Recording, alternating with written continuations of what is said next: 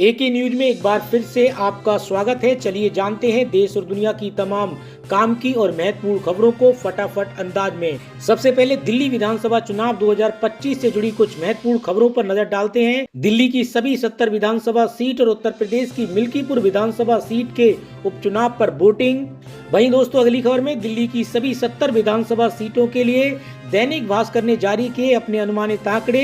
दिल्ली में आम आदमी पार्टी और बीजेपी के बीच सीधी टक्कर। आम आदमी पार्टी को होने वाले नुकसान का सीधा फायदा बीजेपी को मिलेगा। उसका वोट शेयर 40% से ज्यादा हो सकता है। सीटें भी बढ़ सकती हैं। दिल्ली की सभी 70 विधानसभा सीटों में से आम आदमी पार्टी को 43 से 47 सीटें मिल सकती हैं। वहीं इसके अलावा भारतीय जनता पार्टी को 23 से 27 सीटें मिलने का अनुमान। अब वहीं दोस्तों अगली खबर में जय बच्चन ने कहा महाकुंभ में लाशें गंगा में बहा दी, वहां का जल दूषित। प्रमोद कृष्णम बोले जैसे अभी तक सिर्फ अमिताभ बच्चन दुखी थे, अब पूरा सनातन।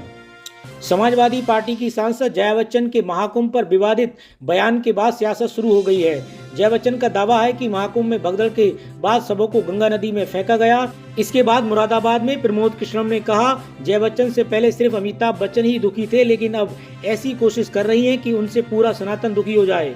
साथ ही उन्होंने एआईएमआई नेता असदुद्दीन ओवैसी पर तीखा प्रहार करते हुए कहा ओवैसी के अंदर जिन्ना की आत्मा घुस गई है, वो देश को तोड़ना चाहते हैं। या तो वो अपने अंदर के जिन्ना की आत्मा को निकाल कर फेंके या फिर पाकिस्तान चले जाएं। वहीं दोस्तों अगली खबर में अखिलेश ने संसद में पूछा महाकुंभ की लाशें कहां फेंकी। योगी ने कहा खड़गे और समाजवादी पार्टी के अध्यक्ष गिद्ध की जैसी दृष्टि है, पहले दिन से दुष्प्रचार कर रहे हैं। महाकुंभ भगदड़ पर अखिलेश यादव ने मंगलवार को संसद में कहा प्रयागराज में लाशें पड़ी रहीं, फूल बरसाए जा रहे थे, ये शर्मनाक बात है। जेबीसी से लाशें हटाई गईं, सरकार बताए लाशें कहां फेंकी गई हैं। कुंभ हादसे के लिए जिम्मेदार पर कार्रवाई होनी चाहिए। महाकुंभ में डबल इंजन सरकार फेल हो गई है। महाकुंभ में व्यवस्थाएं सेना के हवाले कर दी जानी चाहिए। वहीं इससे पहले कांग्रेस अध्यक्ष मल्लिकार्जुन खड़गे ने राज्यसभा में कहा कि 29 जनवरी को महाकुंभ में भगदड़ में हजारों लोग मारे गए थे, सरकार को बताना चाहिए कि सच्चाई क्या है। उपराष्ट्रपति जगदीप धनखड़ ने उनके बयान को हजारों लोगों की मौत वापस लेने को कहा।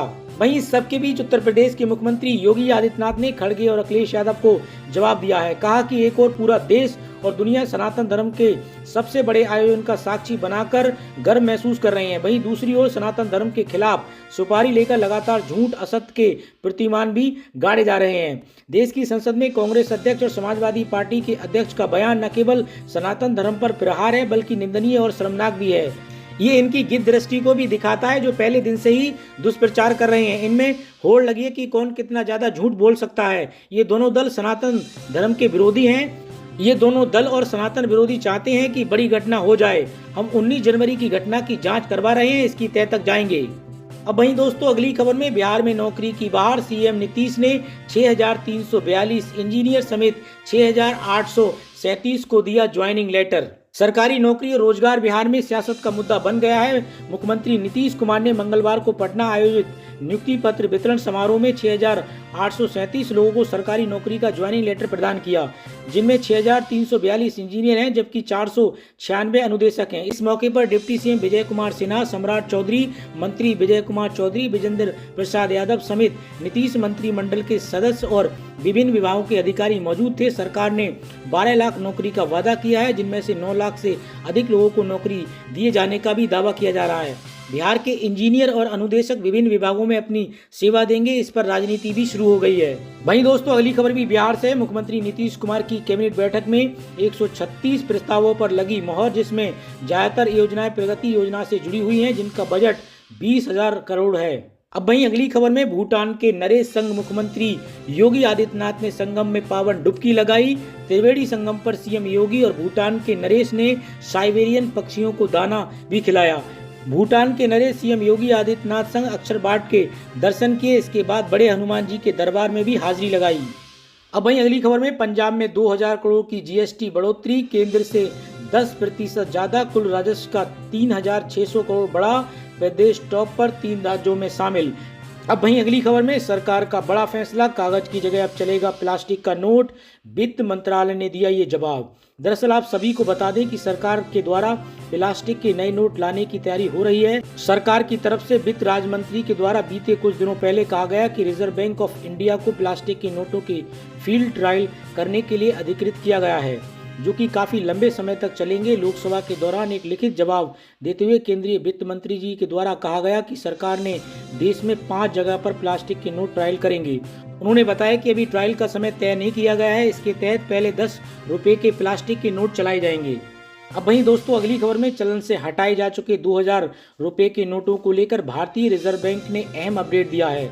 आरबीआई ने कहा कि चलन से हटाए जा चुके 200 रुपए के नोट के 98.15% नोट बैंकिंग प्रणाली में वापस आ चुके हैं, लेकिन अभी भी 6,567 करोड़ रुपए की कीमत के नोट लोगों के पास हैं। बता दें कि आरबीआई ने 19 मई 2023 को 2000 रुपए के नोटों को चलन से वापस लेने का ऐलान किया था। आरबीआई की ओर से जारी बयान में कहा गया कि नोट वापस लेने की घोषणा के दिन कारोबार बंद होने के समय कुल 3.56 लाख करोड़ रुपए का मूल्य के 2000 रुपए के नोट मौजूद थे। 31 जनवरी 2025 तक ये घटकर 6,577 करोड़ रुपए रह गए हैं।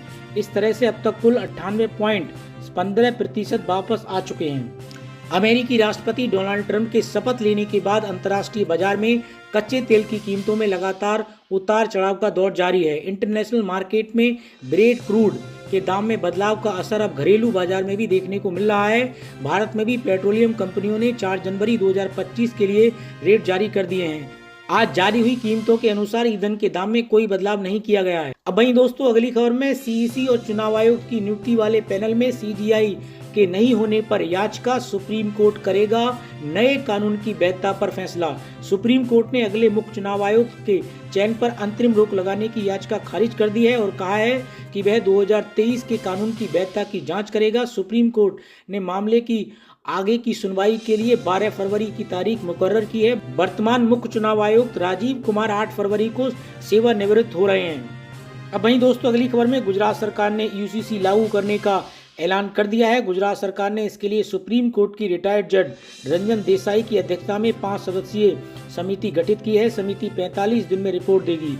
उत्तराखंड में यूसीसी लागू है। अब इस फहरिस्त में गुजरात का नाम शामिल होने वाला है। जी हां, आप गुजरात सरकार ने यूसीसी यानी यूनिफॉर्म सिविल कोड को लेकर राज्य में समिति का गठन किया है। गुजरात सरकार ने मंगलवार को घोषणा की कि यूसीसी का मसौदा तैयार करने और कानून बनाने के लिए सुप्रीम कोर्ट की रिटायर्ड न्यायाधीश रंजना देसाई की अध्यक्षता में 5 सदस्यीय समिति गठित की गई है। गुजरात के सीएम भूपेंद्र पटेल ने प्रेस कॉन्फ्रेंस में बताया कि प्रधानमंत्री नरेंद्र मोदी के सपनों को साकार करने के लिए गुजरात सरकार हमेशा प्रतिबद्ध रही है। इसी दिशा में गुजरात सरकार आगे बढ़ रही है। सभी नागरिकों को समान हक मिले, इसके लिए सुप्रीम कोर्ट की जज रंजना देसाई की अध्यक्षता में 5 सदस्यीय समिति के गठन का फैसला किया गया है। ये समिति 45 दिनों में अपनी रिपोर्ट देगी, जिसके आधार पर सरकार निर्णय लेगी।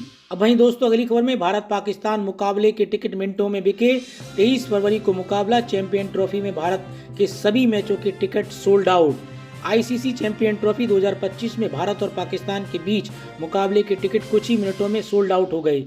हाइब्रिड मॉडल में हो रहे टूर्नामेंट में 23 फरवरी को भारत और पाकिस्तान का मैच दुबई में खेला जाना है। अब वहीं दोस्तों अगली खबर में अवैध प्रवासियों को वापस इंडिया भेजने के तुरंत बाद आया ट्रंप प्रशासन का सख्त संदेश। ट्रंप प्रशासन ने अवैध भारतीय प्रवासियों के खिलाफ सख्त कार्रवाई शुरू कर दी है। अमेरिकी दूतावास के प्रवक्ता ने कहा कि अमेरिका अपनी अव्रजन कानूनों को सख्ती से लागू कर रहा है और अवैध प्रवासियों को हटा रहा है। बता दें कि अमेरिकी सैन्य विमान के जरिए 205 भारतीय नागरिकों को टेक्सास से भारत के लिए निर्वासित किया गया है। इस प्रक्रिया में प्रत्येक व्यक्ति की सही तरीके से जांच पड़ताल की गई है। एसटी ने सूत्रों से हवाले से बताया है कि अमेरिकी कई अन्य देशों के नागरिकों को वापस उनके देश भेज रहा है। एएनआई की रिपोर्ट के मुताबिक भारतीय लोगों को निर्वासन तब हो रहा है जब प्रधानमंत्री नरेंद्र मोदी अगले सप्ताह अमेरिका दौरे की खबरें सामने आई हैं। डोनाल्ड ट्रंप के राष्ट्रपति के रूप में दूसरे कार्यकाल का शुरुआत के बाद ये उनकी पहली यात्रा होगी। विदेश मंत्री एस जयशंकर ने पहले स्पष्ट कर दिया है कि नई दिल्ली में विदेशों में अवैध रूप से हो रहे भारतीय नागरिकों के वैध वापसी के लिए तैयार है। अब वहीं दोस्तों आज की इस वीडियो में इतना ही। इसी तरीके की देश और दुनिया की महत्वपूर्ण और काम की खबरों के लिए जुड़े रहिए आप एके न्यूज के साथ।